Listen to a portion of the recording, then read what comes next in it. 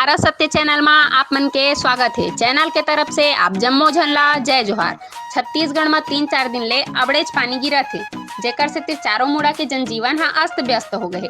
गांव के गली से लेकर के शहर के सड़क तक चारों कति पानी में लबालब भरा गए हुए। यहाँ के जिला मुख्यालय हवे जांजगीर चांपा। तिहा ले 35 किलोमीटर दूरिया में एक ठन रेल मार्ग हेवे अकलतरा। यह विकास खंड हेवे। यहाँ के गांव हेवे कोटमी सोनार। ये कोटमी सोनार हा पूरा प्रदेश भर के वे एक ठन क्रोकोडाइल पार्क हेवे मात्र।